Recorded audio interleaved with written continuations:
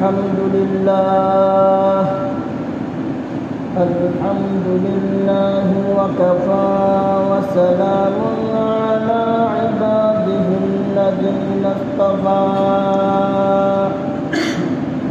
أما بعد فقد قال الله تعالى في كلامه المجيد وفرقانه الحميد أعوذ بالله من الشيطان الرجيم بسم الله الرحمن الرحيم استغفروا ربكم إنه كان غفارا عن أبي هريرة رضي الله عنه أن النبي صلى الله عليه وسلم قال ربكم عز وجل لو أن عبيدي أطاعوني لأسقيتهم المطر بالليل وأطلعت عليهم الشمس بالنهار ولم أسمعهم صوت الرعد بارك الله لنا ولكم بالقرآن العظيم ونفعنا وإياكم بالآيات والذكر الحكيم. اللهم صل على محمد وعلى آل محمد كما صليت على إبراهيم وعلى آل إبراهيم إنك حميد مجيد. اللهم بارك على محمد وعلى آل محمد كما باركت على إبراهيم وعلى آل إبراهيم إنك حميد مجيد. محترم हाज़रीन, মহান আল্লাহ রব্বুল আলামিনের দরবারে অসংখ্য শুকরিয়া। তিনি আমাদেরকে অত্যন্ত দয়া করে মায়া করে আজকে জুমার দিনে জুমার নামাজ আদায় করার পাশাপাশি কিছু দিনই আলোচনা করার জন্য শোনার জন্য পৃথিবীর সর্বশ্রেষ্ঠ স্থান মসজিদে আসার এবং বসার তৌফিক দান করেছেন। এজন্য দিল থেকে কালিমাতুশ শুকর আদায় করে বলি আলহামদুলিল্লাহ। বর্তমানে গোটা বাংলাদেশের মানুষের উপর দিয়ে একটা কঠিন সময় অতিবাহিত হচ্ছে। অনেকগুলো কারণ আছে, এর মধ্যে একটা উল্লেখযোগ্য কারণ হলো দীর্ঘদিন যাবৎ রৌদ্রের প্রচণ্ড তাপ এবং অনাবৃষ্টির কারণে শুধু মানুষই না, মানুষ সহকারে পশু পাখি কীট পতঙ্গ ওরাও কষ্ট পাইতেছে বৃষ্টি না হওয়ার কারণে। এই যে একটা কঠিন পরিস্থিতি বিরাজ করতেছে, এর মধ্যে আমাদের অনেক শিক্ষণীয় বিষয় আছে। অনেকগুলো শিক্ষণীয় বিষয় থেকে একটা শিক্ষণীয় বিষয় আপনাদের সামনে উল্লেখ করি। দেখুন, বিজ্ঞানীদের ভাষ্য অনুযায়ী পৃথিবী থেকে সূর্যের দূরত্ব 9,30,00,000 মাইল। পৃথিবী থেকে সূর্যের দূরত্ব কত মাইল? 9,30,00,000 মাইল দূরের পথ। এত দূরে সূর্যটা অবস্থান করতেছে। এত দূর থেকে সূর্য জমিনে তাপ দিতেছে। এত দূর থেকে সূর্যটা জমিনে তাপ দিতেছে, যার মাধ্যমে মানুষের জীবন যাপনের কি ভয়াবহ অবস্থা সেটা আমি যেমন জানি আপনারাও জানেন। এমনকি সংবাদপত্রে এমন সংবাদও আসছে, অনেক মানুষ হিট স্ট্রোক একটা রোগ বেরোছে, এই রোগে অনেক মানুষ গরমে আছে, শুধু আমরা গরমে অনেক মানুষও মারা গেছে। এত দূর থেকে সূর্য তাপ দিতেছে জমিনে, তার তাপে আমরা অস্থির হয়ে গেছি, মানুষ পর্যন্ত মারা যাইতেছে। একটু চিন্তা করে দেখেন, একটু সময়ের জন্য একটু চিন্তার দরজাটা খুলে দেন। আমরা একজন মুমিন হিসেবে, মুসলমান হিসেবে আমরা বিশ্বাস করি একদিন কিয়ামত হবে, বিশ্বাস করি না কি বলেন? একদিন পৃথিবীতে কিয়ামত সংগঠিত হবে। কিয়ামত যেদিন সংগঠিত হবে, কিয়ামতের সেই কঠিন ময়দানে, আগে বলছি বিজ্ঞানীদের ভাষ্য অনুযায়ী, এবার বলি হাদিস শরীফের ভাষ্য অনুযায়ী, কিয়ামতের দিন, কিয়ামত যেদিন সংগঠিত হবে, হাদিস শরীফের ভাষ্য অনুযায়ী ওই 9,30,00,000 মাইল দূরে অবস্থানরত ওই সূর্যটা মানুষের মাথার এত কাছে আসবে যে সুরমা লাগানোর জন্য, চোখে আমরা সুরমা লাগাই কিনা কি বলেন, সুরমা লাগানোর জন্য সুরমাদানির ভিতরে একটা কাঠি থাকে, ওটা কত বড় থাকে কি বলেন, সামান্য এতটুক থাকে। হাদিস শরীফের ভাষ্য অনুযায়ী কিয়ামতের কঠিন ময়দান যেদিন কায়েম হবে, 9,30,00,000 মাইল দূরে অবস্থানরত ওই সূর্য মানুষের মাথার এত কাছে এসে যাবে। অপরদিকে মানুষের পায়ের তলায় যে জমি আছে, এই জমিটা পুড়ে তামা হয়ে যাবে। এখানেই শেষ নয়, অপরদিকে আল্লাহ পাক রব্বুল আলামিন পবিত্র কোরআনের এক আয়াতে বলছেন, ওয়াজিআ ইয়াওমাইযিন বিজাহান্নাম, সেদিন জাহান্নামকে হাসরবাসীদের সামনে নিয়ে আসা হবে। এই আয়াতের ব্যাখ্যার মধ্যে মুফাসসিরিনে কেরাম উল্লেখ করেছেন, ইউতা বিজাহান্নামা ইয়াওমাইযিন, সেদিন জাহান্নামকে হাসরবাসীর সামনে, হাসরের ময়দানে নিয়ে আসা হবে। তাহলে জাহান্নাম এখন আছে কোথায়? জাহান্নাম আছে 7 তবক জমিনের নিচে, সেখান থেকে জাহান্নামকে নিয়ে আসা হবে। ইউতা বিজাহান্নামা ইয়াওমাইযিন, সেদিন জাহান্নামকে নিয়ে আসা হবে লাহা 70,000 জিমামিন, জাহান্নামে 70,000 লাগাম থাকবে। লাগাম বুঝেন আপনারা? যারা ঘোড়া পালে, ঘোড়ার লাগাম লাগানো থাকে, ধরে টানতে থাকে, জাহান্নামের 70,000 লাগাম থাকবে। প্রত্যেকটা লাগামের সাথে, সব মিলে না কিন্তু, 70,000-এর প্রত্যেক লাগামের সাথে 70,000 করে ফেরেশতা থাকবে। তারা জাহান্নামকে টেনে, তারা জাহান্নামকে টেনে টেনে হাসরবাসীর সামনে, হাসরের ময়দানে নিয়ে আসবে। জাহান্নাম যখন মানুষকে দেখবে, মানুষকে দেখার সাথে সাথে ক্ষুধার্ত বাঘের নাই পাগলের মতো হয়ে যাবে। কোনো মানুষ যদি ক্ষুধার্ত থাকে আর এরপরে তার সামনে খাবার উপস্থিত করা হয়, তখন সে খাবার দেখলে কি করে? খাবারের উপর ঝাঁপায় পড়ে। জাহান্নাম মানুষ দেখার সাথে সাথে সে গর্জন দিতে থাকবে। আল্লাহ তাআলা কিছু ডাক দিয়ে বলবে, আল্লাহ তুমি বলছিলে মানুষ আর পাথর হবে আমার খাদ্য, আমার খাবার। আমি লক্ষ লক্ষ বছর ক্ষুধার্ত অবস্থায় আছি। অর্থাৎ জাহান্নাম এমন বিকট আওয়াজ করতে থাকবে, মনে হবে না পুরা হাসরবাসীকে জাহান্নাম গিরাস করে নিতে চাইবে। এরকম অবস্থায় 1 দিন 2 দিন 3 দিন নয়, পবিত্র কোরআনের ভাষায় আসছে, মিকদারুহু 50,000 সানা, কিয়ামতের দিনটা হবে 50,000 বছরের সমান।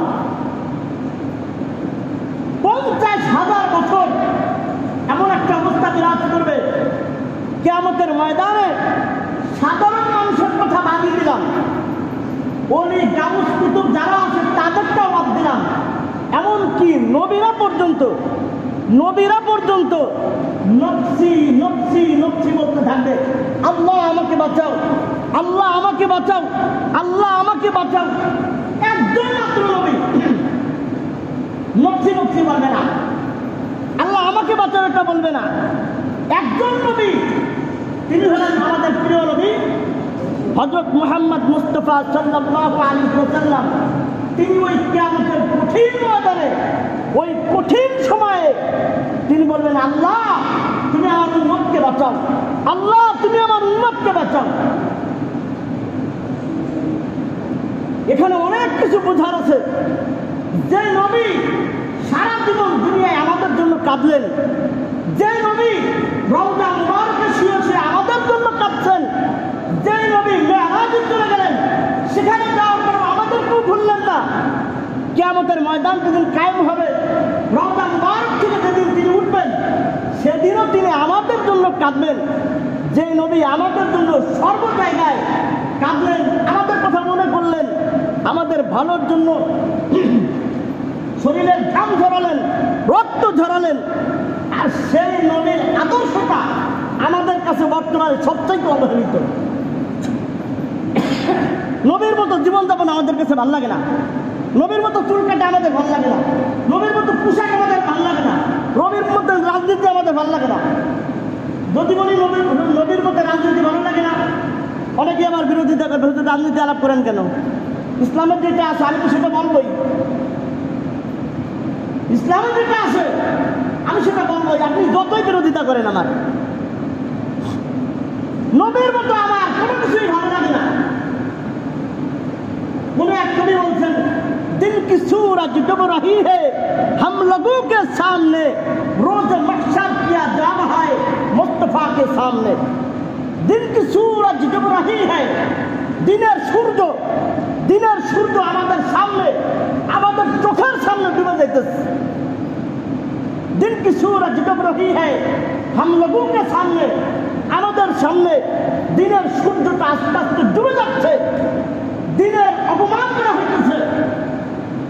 আমার ব্যক্তিগত ব্যাপারে আমাকে কেউ যদি গালি দেয়, আমার মা বাবাকে গালি দেয়, আমি তার বিরুদ্ধে উঠে পড়ে লেগে যাই। দিনের বিরুদ্ধে কথা হচ্ছে, নাস্তিক মুরতাদরা দিনের বিরুদ্ধে কথা বলতেছে, সেখানে আমাদের কলম চলে না, আমাদের জবান চলে না। এজন্য কবি বলছেন যে দিন কি সূরজ ডুব রহি হ্যায়, দিনের সূর্য আমাদের সামনে ডুবে যাইতেছে, আমাদের চোখের সামনে।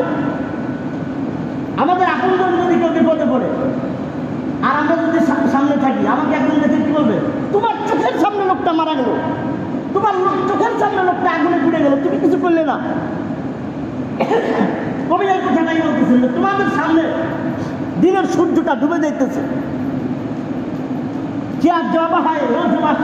মুস্তাফাকে সামনে, তাহলে কিয়ামতের ময়দানে যখন আমরা নবীর সামনাসামনি হব, রাসূল আকরাম সাল্লাল্লাহু আলাইহি ওয়াসাল্লামের মুখোমুখি হব, তিনি যদি সেদিন জিজ্ঞেস করেন যে আমি পৃথিবীর থেকে আসার পরে তোমাদের সামনে আমার দিনের সূর্যটা এইভাবে ডুবে যাচ্ছিল, তোমার সামনে আমার দিনের এই ক্ষতি হচ্ছিল, তুমি সেদিন কি করছিলা?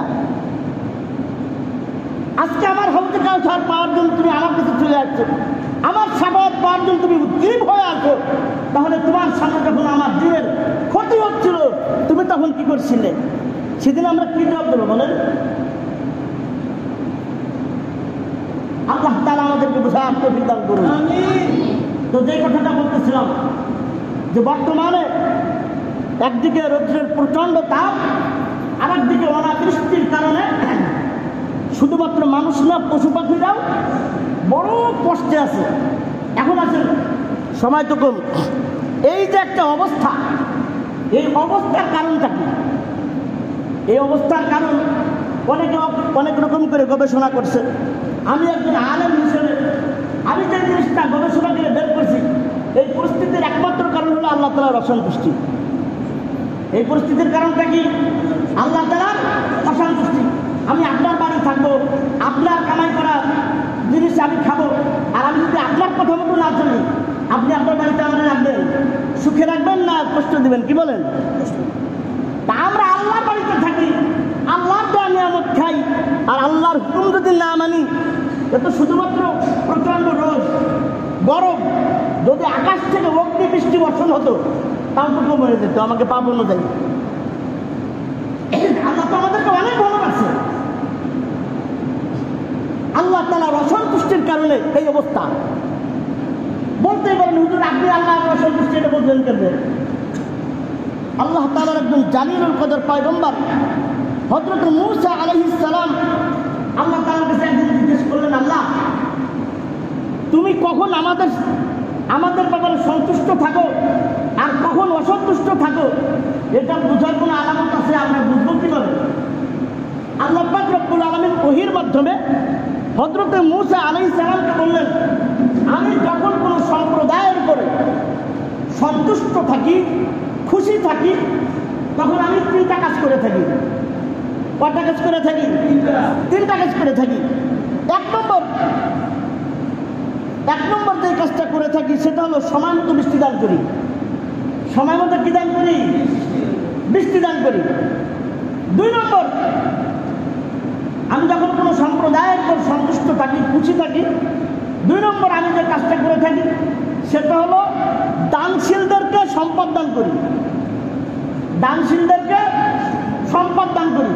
যারা দানশীল, দান করে, তারা যদি সম্পদ পায় তারা দান করার জন্য পাগল হয়ে যায় যে কীভাবে কতক্ষণে আমি এই সম্পদগুলো আল্লাহর রাস্তায় দান করব। 3 নম্বর, আমি যখন কোনো সম্প্রদায়ের উপরে সন্তুষ্ট থাকি, খুশি থাকি, আমি আরেকটা কাজ করে থাকি, সেটা হলো আমি নেককারদেরকে, সৎ মানুষদেরকে, ভালো মানুষদেরকে ক্ষমতার মসনদে বসাই। তাহলে আসেন, আল্লাহ বললেন আমি যখন কোনো সম্প্রদায়ের উপরে খুশি থাকি 3টি কাজ করে থাকি। 1 নম্বর হলো সময় মতো বৃষ্টি দান করি। 2 নম্বরে দানশীলদেরকে সম্পদ দান করি।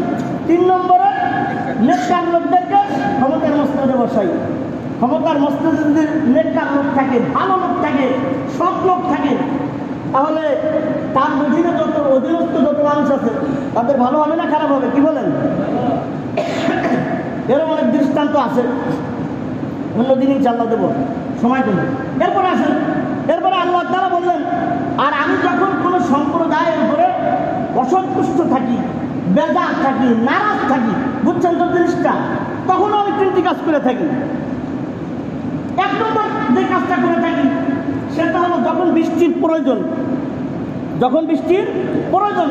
সময় মতো আমি বৃষ্টি বন্ধ করে রাখি।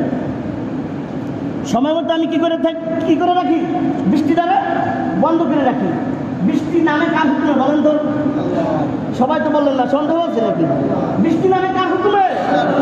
আল্লাহর হুকুমে নামে।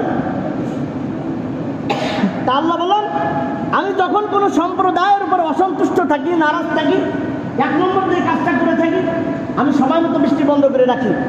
2 নম্বরে বখিলদেরকে সম্পদ দান করি। বখিল বুঝছেন তো? কৃপণ, কীর্তি, চেষ্টা, আরো যত বাংলা আছে। আল্লাহ বললেন যখন আমি কোনো সম্প্রদায়ের উপর অসন্তুষ্ট থাকি আমি বখিলদেরকে সম্পদ দান করি। বখিলে যদি সম্পদ পায়, কারণের বংশধর কিছু আছে না, ওর সৌভাগ্য থাকে কিছু লোক আছে না, তারা যদি সম্পদ পায় তাহলে কি অবস্থা করবে? বখিলের 3টা ব্যাখ্যা আমি জানি। বখিলের 1 ব্যাখ্যা হলো সে নিজে কোনোদিনও খায় না। বাজারে ভালো ভালো দোকানের সামনে দিয়ে যাবে, ভালো ভালো খাবার দেখবে, অন্যদিক ফিরে চলে যাবে, না অন্য আরেকদিন দেখা যাবে। বখিলের 1 নম্বর ব্যাখ্যা হলো সে নিজে খায় না। বখিলের 2 নম্বর ব্যাখ্যা হলো অন্যরা খাওয়ায় না। অন্যরা কি করে না? খাওয়ায় না। আর বখিলের 3 নম্বর ব্যাখ্যা হলো অন্য আরেকজন ব্যক্তি, তৃতীয় একজন ব্যক্তি আরেকজনকে খাওয়াবে, এটা দেখলেও তার গাও জ্বলে, এটা তার কাছে কি লাগে না? ভালো লাগে না। সে নিজে খাবে না, অন্যকে খাওয়াবে না, অন্য আরেক ব্যক্তি আরেক ব্যক্তিকে খাওয়াবে, এটা দেখলে তার কি জ্বলে? শরীর জ্বলে, গাও জ্বলে, যে সে অমুক করে খাওয়াবে কেন? তা আল্লাহ তাআলা বললেন যে আমি যখন কোনো সম্প্রদায়ের উপরে অসন্তুষ্ট থাকি 2 নম্বর যে কাজটা করে থাকি সেটা হলো বখিলদেরকে সম্পদ দান করি। আর 3 নম্বর, খুব ভালো করে শুনেন, 3 নম্বর আল্লাহ বললেন আমি যখন কোনো সম্প্রদায়ের উপরে অসন্তুষ্ট থাকি, বেজার থাকি, নারাজ থাকি, তখন আমি দুষ্ট লোকদেরকে, কেমন লোকদেরকে? দুষ্ট লোকদেরকে ক্ষমতার মস্তদে বসাই। দুষ্ট লোকদেরকে কি করি? ক্ষমতার মস্তদে বসাই। দুষ্ট লোক যদি ক্ষমতার মস্তদে থাকে তাহলে জনগণের অবস্থা কি অবস্থা হইতে পারে চিন্তা করে দেখুন। এখন আসেন, এর ভিতরে অনেক আলোচনা আছে, আসলে সামনে যাই। এখন কথা হলো, এই যে একটা কঠিন পরিস্থিতি আমরা অতিবাহিত করতেছি, এর থেকে উত্তরণের উপায় কি? অর্থাৎ সারা দেশের মানুষ বৃষ্টির জন্য আল্লাহ তাআলার কাছে হাত পেতে আছে, আল্লাহ তোমার রহমতের বৃষ্টি দান করো। এটা আমরা চাই না? চাই না? কি বলেন? চাই তো। এই আল্লাহর রহমতের বৃষ্টির জন্য আমাদের করণীয়টা কি? করণীয়টা একটা আমি বলি। করণীয়টা হলো, খালে অথবা বিলে অথবা পুকুরে যদি বড় বড় ব্যাঙ পাওয়া যায়, ব্যাঙ ছিলেন তো আপনারা, বড় বড় ব্যাঙ ধরে ধরে নিয়ে আসবেন, আইনে ওটারে সাজাইয়া গুজাইয়া তারপরে 2 ব্যাঙের মধ্যে দিয়ে দেবেন। এটা করলে বৃষ্টি হবে। এমন কাজও আমাদের দেশে চলতেছে না? চলতেছে না? কি বলেন? এমন কাজও আমাদের দেশে চলতেছে যে বৃষ্টি হয় না দেখে তারা ব্যাঙের বিয়ে দেয়। 2টা ব্যাঙ ধরে আনছে, বড় বড় ব্যাঙের সাজায় গুজাইয়া এক ব্যাঙে আরেক ব্যাঙের সাথে বিয়ে দিয়ে দিতেছে। আমরা আমাদের যুগটাকে বলি ডিজিটাল যুগ। এই ডিজিটাল যুগে আসার পরেও মানুষ এত বড় নির্বোধ কিভাবে থাকে আমার বুঝে আছে না। আমাদের এই বাংলাদেশটা, এই দেশের মতো আলেম ওলামা মাদ্রাসা মসজিদ মানে পৃথিবীর অন্য কোনো রাষ্ট্রে নাই। কদমে কদমে আলেম পাওয়া যায়, হক্কানি আলেম পাওয়া যায়। আলেম ওলামা থাকতে, মাদ্রাসা মসজিদ থাকতে, জ্ঞানী মানুষ থাকতে এমন কাজ যে মানুষ কিভাবে করে আমার বুঝে আসে না। তারা বৃষ্টি নামানোর জন্য ব্যাংকের দিয়ে দেয়। এমন কাজের সাথে ইসলামের কোনো সম্পর্ক আছে বলেন? আছে নাকি? এমন কাজ করা যাবে? এমন কাজ করা যাবে না। আল্লাহ বলছেন যে নামাজ পড়ো, ইস্তিসকার নামাজ পড়ো, নামাজের বৃষ্টির নামাজ আছে, এটা পড়ো। ব্যাংকের বিয়ের কোনো কথা কোরআন হাদিসের শরীয়তে কোথাও নাই। আল্লাহ তাআলা এমন অপসংস্কৃতি থেকে আমাদেরকে হেফাজত করবেন, সকলে বলে আমিন। তাহলে আসুন, তাহলে বৃষ্টি পাওয়ার জন্য, এই অবস্থার থেকে পরিত্রাণের জন্য আমাদের যে কাজটা করতে হবে সেটা হলো আল্লাহ তাআলাকে সন্তুষ্ট করতে হবে। কাকে সন্তুষ্ট করতে হবে? আল্লাহ তাআলাকে সন্তুষ্ট করতে হবে। আল্লাহ তাআলাকে যদি আমরা সন্তুষ্ট করতে পারি তাহলে অবস্থাটা কি হবে? আমি আপনাদের কাছে একখানা হাদিস তেলাওয়াত করে শোনাইছি। এই হাদিসটা হাদিসের কুদসি। এই হাদিসের মধ্যে আল্লাহ তাআলা বলেন, লাউ আন্না আবিদি আতাউনি, যদি আমার বান্দারা আমার আনুগত্য করে, অর্থাৎ আমার সন্তুষ্টি যেই পথে, সেই পথে চলে, সেই পথে বলে, সেই পথে রাজনীতি করে, সেই পথে ব্যবসা বাণিজ্য করে, যাবতীয় যত কাজকর্ম আছে সব যদি আমার সন্তুষ্টির রাস্তায়, আমার সন্তুষ্টি অনুযায়ী যদি আমার বান্দারা যদি করে, তাহলে আল্লাহ তাআলা প্রতিশ্রুতি দিতেছেন, 1 নম্বর, লাসপাইতুহুমুল মাতারা বিল্লাইল। আল্লাহ বলতেছেন যে তখন আমি তাদেরকে, যারা আমার আনুগত্য করবে, আমার সন্তুষ্টি অনুযায়ী চলবে, বলবে, আল্লাহ বলতেছেন তখন আমি তাদেরকে রাত্রিবেলা বৃষ্টি প্রদান করব। কোন সময়? রাত্রিবেলায় বৃষ্টি প্রদান করব। দেখেন, সারাদিন আপনি কাজ করছেন, খেতে খামারে কাজ করছেন, জিরায়মারি করছেন, ব্যবসা বাণিজ্য করছেন, চাকরি বাকরি করছেন, রাত্রিবেলায় সবাই মনে মনে ভাবে যে আরামের সাথে একটু ঘুমটা দেই। কি বলেন? আল্লাহ বলতেছেন যে রাত্রিবেলা আমি বৃষ্টি প্রদান করবো। অর্থাৎ সারাদিনের ক্লান্তি নিয়ে তুমি রাত্রিবেলা ঘুমাবা, আমি আসমান থেকে রহমতের বৃষ্টি তোমার উপরে বর্ষণ করব। যেই টিনের ঘর আছে, টিনের ঘরের মধ্যে যারা শয়, আপনি দেখেন টপ টপ বৃষ্টির শব্দ হয়, অনেক মজা লাগে কিনে। কি বলেন? হালকা ঠান্ডা, ও আরামে ঘুম।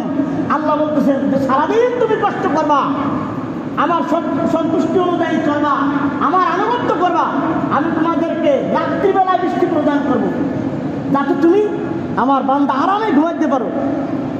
রাত্রি যখন শেষ হবে, তোমার সারা দিনের যত ক্লান্তি আছে তোমার ঘুমের মাধ্যমে 1 মুহূর্তে আমি সব দূর করে দেবো। এত আস্তে সুবহানাল্লাহ বললেন। আল্লাহ আপনাদেরকে বলে, এই যে গত কয়েকদিন ধরে চেয়ারম্যানরা প্রতিশ্রুতি দিতেছে, আপনারা তো এই জায়গায় বসে এক একজনের আত্মদান দিতেছেন এমন বেগে, কুব্বানকে জিততে শোনা গেছে। আর আল্লাহ বললেন, আল্লাহ প্রতিশ্রুতি দিলেন, সুবহানাল্লাহ বললেন, এমন ধোকা খেয়ে রয়েছেন। জোরে বলেন সুবহানাল্লাহ। এক নম্বর আল্লাহ বললেন যদি আমার সন্তুষ্টি অনুযায়ী তুমি চলতে পারো, এক নম্বর হলো আমি তোমাদেরকে রাত্রিবেলায় বৃষ্টি প্রদান করব। দুই নম্বর আল্লাহ বলতেছেন রাত্রিবেলায় তো আরামে ঘুমাইছি, এখন দিনের বেলায় প্রত্যেকেরই জীবিকার তাগিদে কাজে ছুটে যেতে হয়। কি বলেন? এক একজন কেউ প্রত্যেকেই কোনো না কোনো পেশায় আমরা ব্যস্ত, কেউ ব্যবসা বাণিজ্য, কেউ চাকরি বাকরি, কেউ খেতে খামারে আসে না নাই। কি বলেন? এই সময় যদি আকাশে মেঘ থাকে, আকাশটা মেঘলা মেঘলা থাকে, সারাদিন বৃষ্টি নামে, আকাশের সাথে কিন্তু মানুষের মনের একটা সম্পর্ক আছে। খেয়াল করে দেখবেন যে আকাশ যদি ভালো থাকে মানুষের মনও কিন্তু ভালো থাকে, আর আকাশটা মেঘলা মেঘলা কেমন জানি লাগে, ভালো লাগে না। আকাশের সাথে মানুষের মনের একটা সম্পর্ক আছে। তা দিনটা যদি আলো উজ্জ্বল থাকে, সূর্য ওঠে, তাহলে ভালো লাগবে কি না? কি বলেন? আল্লাহ বলতেছেন যখন তোমরা আমার সন্তুষ্টি অনুযায়ী চলবা বলবা, তখন আমি তোমাদের জন্য, তোমাদের কাজের সুবিধার্থে, তোমাদের ভালোর জন্য দিনের বেলায় আসমানে আমি সূর্য উঠাইয়া দেবো। তিন নম্বর আল্লাহ তাআলা বলতেছেন দিনের বেলায় কাজ করতে গেছি খেতে খামারে, ইদানিং অনেক খবর আমরা এরকম শুনছি যে মাঠে ধান কাটতে গেছে, বজ্রপাতে মারা গেছে। মারা যায় না? যায় না? কি বলেন? বিগত কয়েক বছরে বজ্রপাতে কিন্তু অনেক মানুষ মারা গেছে, অনেক মানুষ মারা গেছে। আল্লাহ তাআলা হাদিসে কুদসির মধ্যে বলছেন ওয়ালাম উসমিউহুম সাওতার রাদি, ওয়ালাম উসমিউহুম সাওতার রাদি। ও বান্দা, তুই যদি আমার সন্তুষ্টি অনুযায়ী চলতে পারিস, বলতে পারিস, সব কাজ আমার দেখানো কথা যদি করতে পারিস, আমি তোকে এই বজ্রপাতের মেঘের যেই ভয়ঙ্কর গর্জন আছে ওর আওয়াজটাও তোর কানে পৌঁছাবো না। সুবহানাল্লাহ। আল্লাহ তাআলাকে যদি আমরা সন্তুষ্ট করতে পারি, দুনিয়ায় যে আল্লাহ তাআলা নিয়ামত দিলেন তার কিঞ্চিত আপনাদের সামনে আমি তুলে ধরলাম। আখিরাতেরটা তো রয়েছেই, বেশুমার, অগণিত, অসংখ্য। এখন আসেন সংক্ষেপে যে জিনিসটা বলবো, এখন আল্লাহর সন্তুষ্টি অর্জন করা যায় কিভাবে? আমরা তো অনেক পাপ কাজ করছি, আমাদের পাপের কারণে এই আযাব হয়েছে। এই বৃষ্টি বন্ধ এমনিতেই বন্ধ না, আমাদের পাপের কারণে এই বৃষ্টি বন্ধ হয়ে গেছে। তাহলে আমাদের করণীয়টা কি? এক নম্বর যে করণীয়, সেটা আমাদেরকে গুনাহ থেকে তওবা করতে হবে। গুনাহ থেকে কি করতে হবে? পাপ থেকে তওবা করতে হবে। পাপ কমাবেন, পাপের দিকে হয়ে যাবে। পাপ আর তাপ, তাপ হলো রোদ্রের, আর গুনাহ হলো পাপ। পাপ কমায় দেবেন, তাপের মৃত্যু কমে যাবে। তাহলে এক নম্বর আমাদের করণীয়টা হলো গুনাহ থেকে তওবা করতে হবে খাঁটি অন্তরে। কোনো মানুষ যদি খাঁটি অন্তরে আল্লাহ তাআলার কাছে তওবা করে, আহা সময় বেশি লেগে যেতেছে। আপনার আগের তো আসেন না, কথাও বলতে পারি না। আসেন এমন সময় যে তখন কথা শুরু করলে মাঝখানে তো আর শেষ করা যায় না। আপনারাও বুঝবেন না, আমিও বুঝবো না, আলোচনার কোনো মজা নেই। 10 বছর ধরে বলতেছি খালি আগেরটা আসবেন, আপনারা সপ্তাহে একটা দিন আর আগে আসতে পারেন না। আল্লাহ কি আর বলবো। যাই হোক, তাহলে আমাদের এক নম্বর করণীয় হলো গুনাহ থেকে তওবা করতে হবে। গুনাহ থেকে কোনো ব্যক্তি যদি তওবা করে, তাহলে আল্লাহ তাআলা ওই ব্যক্তির উপরে কেমন খুশি হয়? কোনো ব্যক্তি মনে, আল্লাহ রাসূল হাদিসে উদাহরণ দিয়ে বুঝেছেন, কোনো এক ব্যক্তি মনে করে উটের উপরে তার খাদ্য সামগ্রী নিয়ে মরুভূমির ভিতরে গেছে। মরুভূমির ভিতরে যাওয়ার পর তার ওই খাদ্য বোঝাই করে উটটা হঠাৎ করে হারাই গেছে। মরুভূমির ভিতরে জনমানবহীন, মরুক্রান্ত, পানি নাই, মানুষ নাই, কিচ্ছু নাই, ওখানে খাবে কি? সে তার জীবন থেকে নিরাশ হয়ে, যার আমার বাঁচার আছে নাই, এটা জীবনের থেকে নিরাশ হয়ে সে একটা গাছের তলায় শুয়ে পড়ছে। আর তো বাঁচার কোনো রাস্তা নাই, ঘুমায় থাকি। গাছের তলায় সে শুয়ে আছে, হঠাৎ করে তার ঘুম ভাঙছে। ঘুম ভাঙার পরে সে দেখতেছে যে তার ওই উট তার খাদ্য সামগ্রী নিয়ে তার সামনে উপস্থিত। এই সময় ওই ব্যক্তি খুশি হয়ে, একটা জিনিস বোঝার বিষয় আছে, বুঝে নেই দিলা, ওই ব্যক্তি খুশি হয়ে সে তখন বলতে থাকে, আল্লাহ তুমি আমার গোলাম, আমি তোমার প্রভু। এটা কিন্তু সাধারণ সুস্থ কোনো জ্ঞানে যদি কোনো মানুষ যদি এই কথা বলে, সে তো মুরতাদ হয়ে যাবে। কিন্তু সে বলছে খুশিতে, যে আল্লাহ খুশি হয়ে আপনি মাত্র আপনার ছেলের আব্বা করে ডাকবেন না? আপনার ছেলের একটা কাজে ভালো রেজাল্ট করছে, তার আপনি আব্বা বলে ডাকেন না? তার মানে কিছু কি আপনার আব্বা হয়ে গেছে? আপনি তারা মোহাব্বত করে বলছেন, হাদিসের শব্দ কিন্তু কেউ যদি মনের মধ্যে কোনো সন্দেহ থাকে আমার কাছ থেকে হাদিসের ইবারত শুনে দেবেন, হাদিস দেখা দেবেন। ওই ব্যক্তি খুশি হয়ে তখন বলে যে আল্লাহ তুমি আমার গোলাম, আমি তোমার প্রভু। খুশিতে এরকম বলে ফেলছে। তা আল্লাহ তাআলা বলেন যখন আমার কোনো বান্দা তওবা করে আমার কাছে ফিরে আসে, ওই ব্যক্তি যেমন খুশি হয়েছে এর থেকেও অনেক অনেক গুণ বেশি খুশি আমি আল্লাহ হয়ে যাই। অতএব আমাদের এই পরিস্থিতি থেকে মুক্তি পাইতে হলে 1 নম্বর তওবা করতে হবে, বেশি বেশি ইস্তেগফার করতে হবে। অনেক আলোচনা আরো ছিল, করতে পারলাম না সময়ের অভাবে। ইনশাআল্লাহ ভবিষ্যতে সেই আলোচনাগুলো আপনাদের সামনে পেশ করার চেষ্টা করবো। যতটুকু বললাম আল্লাহ তাআলা আমাকে আপনাকে সকলকে আমল করার তৌফিক দান করুন। সকলে বলে আমিন।